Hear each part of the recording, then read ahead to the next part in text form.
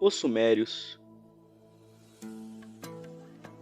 era um povo que viveu ao sul da Mesopotâmia no ano de 6000 AC a 1750 AC, próxima dos rios Tigre e Eufrates, onde atualmente se localiza o Iraque e o Kuwait. A civilização floresceu de fato no ano de 4100 AC, e a Suméria, como dito, não era uma entidade política coesa, mas sim uma divisão de cidades-estado. A Suméria ficou há muito escondida no tempo, sendo mencionada nas obras de escritores antigos, incluindo os escribas que escreveram o livro bíblico de Gênesis. E até meados do século XIX, a civilização suméria esteve escondida até que enfim foi descoberta por curiosos arqueólogos que em suas escavações na Mesopotâmia finalmente trouxeram a luz para essa grande civilização. Os historiadores dividem os períodos da Suméria em 6 períodos: o período Albaide, o período Uruk, o período pré-dinástico, o período Acádio, o período Gutiano e o período da terceira dinastia de Ur. O período Albaide é desconhecido, assim como sua cultura, porém eles deixaram para trás alguns artefatos interessantes e provavelmente fundaram as primeiras comunidades que posteriormente fundariam as primeiras cidades-estado no período Uruk. O período Uruk foi quando as primeiras cidades-estado finalmente se consolidaram. O período pré-dinástico viu a ascensão dos reis, o estabelecimento do governo e da burocracia e o conflito entre os estados da cidade suméria para os direitos da terra e da água. As cidades sumérias estavam periodicamente unidas sob um único rei, como no caso de Enebaraguedes de Kis, que levou a Suméria contra ela na primeira guerra registrada na história, no ano de 2700 AC. Os sumérios foram vitoriosos e saquearam as cidades de Ela. O rei posterior, Eannatum, reconquistaria partes de Ela no ano de 2500 AC, mas estes reis jamais controlariam completamente toda a Suméria. A Suméria foi então conquistada por Sargão de Acádia no ano de 2334 AC, tornando-se núcleo de seu império multinacional.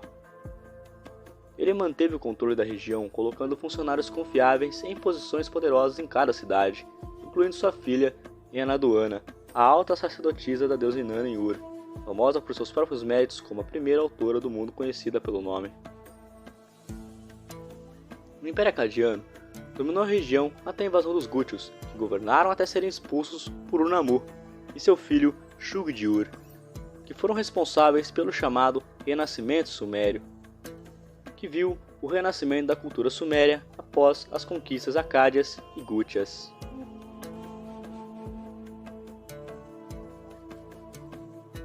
Suas contribuições para com a sociedade. Os sumérios foram responsáveis por muitas das mais importantes inovações, invenções e conceitos tidos como certos nos dias atuais. Eles essencialmente inventaram o tempo, dividindo o dia e a noite em períodos de 12 horas, as horas em 60 minutos, os minutos em 60 segundos. Só as outras inovações, invenções, incluem as primeiras escolas, a arquitetura monumental, técnicas de irrigação. As cidades sumérias, antes e depois das conquistas, enriqueceram com o comércio. A relativa estabilidade dessas cidades encorajou o crescimento cultural, a inovação e a invenção. O acadêmico Samuel Noah Kramer, em sua obra icônica History Begins at Summer, explora os 39 primeiros no mundo que se originaram com os sumérios, desde as primeiras escolas até mesmo ao primeiro aquário. Os sumérios também foram responsáveis pela primeira forma de escrita já registrada. Essa escrita era traçada com uma ponta em tábuas de argila que eram cozidas no forno. Mais tarde, os pictogramas foram substituídos por sinais que representavam não mais objetos, mas sons e sílabas. Como se assemelhavam a cunhas, essa escrita foi chamada de cuneiforme. Os sumérios também foram responsáveis pela criação de um dos produtos mais consumidos do mundo, a cerveja. As primeiras cidades. Os sumérios também inventaram o conceito de cidade e uma das pretendentes ao título de cidade mais antiga do mundo é a Suméria Uruk. As primeiras cidades estabelecidas na Suméria foram Eridu, Uruk, Ur, Larsa, Shuruppak, Adab, Kula, Nippur e Kish. O coração da cidade era o complexo do templo, marcado pelos grandes zigurates que inspirariam o conto posterior da Torre de Babel. Cada cidade tinha sua própria divindade protetora, que vivia no templo protegendo e guiando os cidadãos. Mas, para os sumérios, a cidade de Eridu e seu deus Enki ocupavam um lugar especial. A primeira cidade. Embora a arqueologia moderna tenha estabelecido que Uruk é a cidade mais antiga da Mesopotâmia, os próprios sumérios acreditavam que a primeira cidade do mundo foi Eridu, presidida por seu deus da sabedoria e da água Enki, que ergueu dos pântanos aquáticos e estabeleceu o conceito de realeza e ordem na terra. O estabelecimento de Eridu por Enki foi visto como uma espécie de era de ouro comparável ao jardim do Éden bíblico, como o lar dos deuses e local do nascimento das regras que governam a civilização, conhecidas como Mé. A estudiosa Gwendolyn Lake observa que o Éden mesopotâmico não é um jardim, mas uma cidade formada de um pedaço de terra seca, cercado pelas águas. O primeiro edifício é um templo. É assim que a tradição mesopotâmica apresentou a evolução e a função das cidades. E Eridu fornece o paradigma mítico. Ao contrário do Éden bíblico, do qual o homem foi banido para sempre após a queda, Eridu permaneceu um lugar real, imbuído de sacralidade, mas sempre acessível. A queda de Eridu não teve nada a ver com os pecados da humanidade, mas com a esperteza de uma das deusas mesopotâmicas mais populares, a Inanna. No poema Inanna e o Deus da Sabedoria, a deusa viaja de sua cidade de Uruk para Eridu, lar de seu pai Enki, e o convida para sentar e tomar algumas bebidas com ele.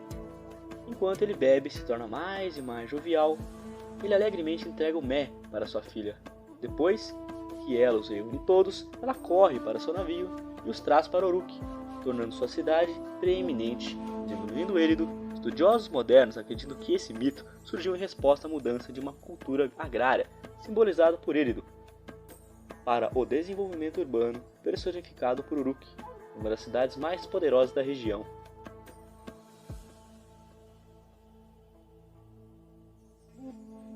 O governo. A religião era totalmente integrada à vida das pessoas e informava o governo e a estrutura social.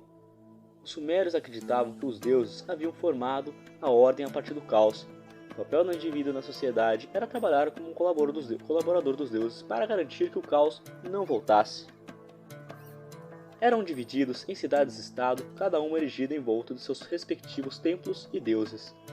As cidades-estados, grandes centros mercantis, eram governados por um rei, o Lugal, ou o Grande Homem, que supervisionava o cultivo da terra, entre muitas outras responsabilidades, e estava vinculado aos deuses para garantir que sua vontade fosse feita na terra. Eram déspotas locais, também conhecidos como pateses, que podiam ser sumos sacerdotes ou até chefes militares absolutos. Eles eram auxiliados por uma aristocracia constituída por burocratas e sacerdotes. As cidades-estados sumerianas, tradicionalmente, eram cidades-templos, isso porque os sumérios acreditavam que os deuses haviam fundado as cidades para que fossem centros de cultos. Os templos estavam ligados ao poder estatal e suas riquezas eram usufruídas pelos soberanos, chefe político e religioso ao mesmo tempo. O estudioso Samuel Noah Kramer menciona a notícia de um parlamento que teria existido há 3000 AC, na cidade de Uruk. O soberano consultava os concidadãos mais notáveis nos maiores interesses do Estado, ou seja, guerra ou paz, além do clero, que administrava os bens do templo junto com os templos das cidades, homenageando seu deus patrono. Não raramente eram erguidos zigurates, pirâmides de tijolo maciços cozidos ao sol, que serviam de santuários e acesso aos deuses quando desciam até seu povo.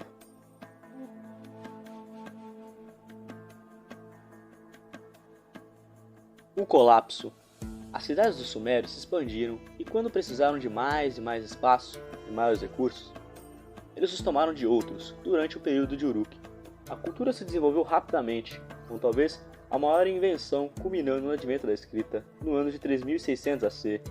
A escrita inicial se desenvolveu em resposta à necessidade de comunicação de longa distância no comércio e transmitir informações básicas como 2 ovelhas, 5 cabras, quiche, que era claro o suficiente para o remetente na época, mas não tinha capacidade de informar ao destinatário se as 2 ovelhas e 5 cabras estavam vindo ou indo da cidade de Kish, se estavam vivas ou mortas e qual era o seu propósito.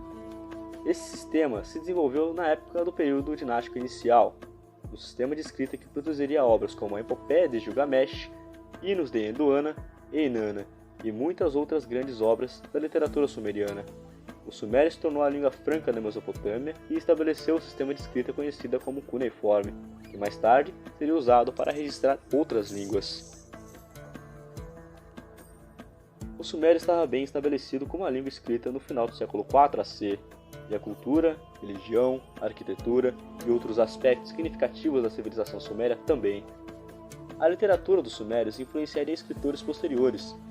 Notavelmente, os escribas que escreveram a Bíblia, pois seus contos de O Mito de Adapa, o Gênesis de Eridu, o Atrahasis, informariam os relatos bíblicos posteriores do Jardim do Éden, Queda do Homem e o Grande Dilúvio.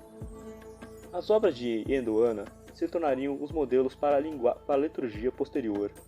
As fábulas de animais da Mesopotâmia seriam popularizadas por Esopo, e o épico de Gilgamesh inspiraria obras como Ilíada e a Odisseia. Acredita-se que os conceitos dos deuses vivendo no templo da cidade, bem como o formato e o tamanho do zigurate sumério, influenciariam o desenvolvimento egípcio da pirâmide e suas crenças sobre seus próprios deuses. O conceito sumério de tempo, bem como seu sistema de escrita, também foi adotado por outras civilizações.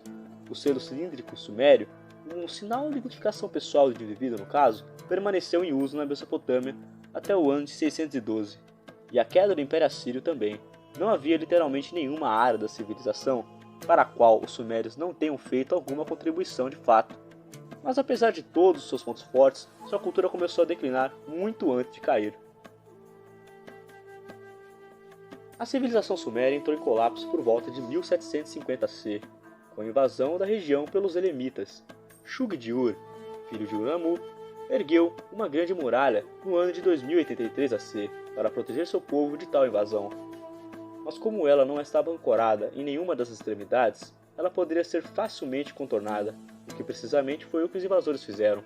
Mas assim, a cultura vinha lutando para manter a sua autonomia desde que os amorreus ganharam poder na Babilônia. Uma mudança na influência cultural evidenciada em muitos aspectos, mas notavelmente na proporção homem-mulher do panteão mesopotâmico, veio com a ascensão ao poder dos amorreus semitas na Babilônia, e especialmente durante o reinado de Hammurabi, que reverteu completamente o modelo teológico sumério ao elevar um deus masculino supremo, o Marduk, sobre todos os outros. Os templos dedicados às deusas foram substituídos por aqueles dedicados aos deuses, embora os templos das deusas não tenham sido destruídos de fato, mas elas foram marginalizados. Nessa mesma época, os direitos das mulheres, que tradicionalmente eram iguais aos dos homens, declinaram, assim como as grandes cidades sumérias. O uso excessivo da terra e a expansão urbana, juntamente com os conflitos em andamento, são citados como as principais razões para a queda das cidades. A correlação com os conflitos em andamento são citados como as principais razões para a queda das cidades. A correlação entre o declínio do status das divindades femininas e o direito das mulheres nunca foi adequadamente explicada. Não se sabe o que veio primeiro, mas é um detalhe revelador do declínio de uma cultura que sempre teve as mulheres em alta conta. Na época em que os elemitas invadiram, por volta de 1750 c, a cultura suméria já estava se deteriorando e os elemitas simplesmente terminaram o processo.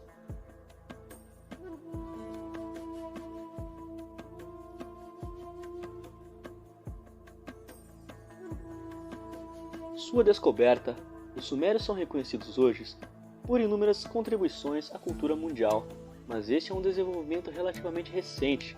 Sua história ficou enterrada sob areias por séculos, e portanto quaisquer referências a eles em obras antigas foram mal compreendidas pelos estudiosos, uma vez que não havia nenhuma referência conhecida para as alusões.